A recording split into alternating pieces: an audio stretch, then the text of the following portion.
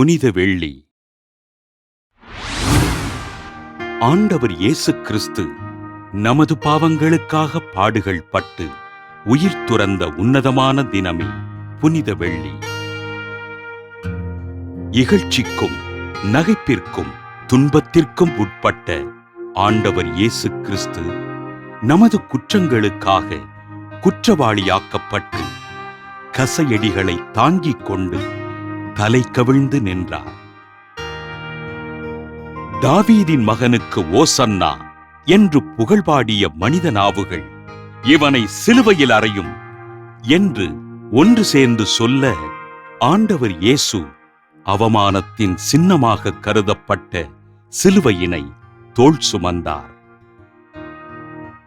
கண்களை தவிர உடல் உறுப்புகள் அனைத்தும் ரணத்தினால் இரத்தம் சொட்ட சிலுவையின் பாரம் தாழாமல் 3 முறைகள் கீழே விழுந்து நம் மீட்பிற்காக எழுந்து நடந்தார். தேவையில் இருப்போருக்கு ஓடோடி உதவிகள் செய்த கால்களும், பாவிகளை அரவணைத்து ஆசீரளித்த கரங்களும், சிலுவையில் ஆணிகளால் அறையப்பட அந்நேரத்திலும் தன்னை துன்புறுத்தியோர் மீது அன்பு காட்டினார் ஆண்டவர் இயேசு.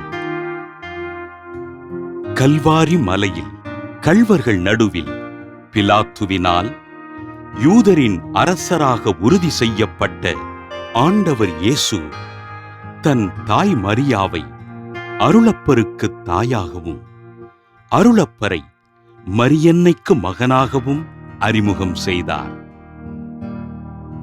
5000 மக்களின் பசி தீர்த்த ஆண்டவர் இயேசுவின் தாகம் தணிப்பதற்கு புளித்த காடிநீர் தண்ணீரென்று தரப்பட ஆண்டவர் இயேசு தலை சாய்த்து தன் ஆவியினை தன் தந்தையிடம் ஒப்படைத்தார்.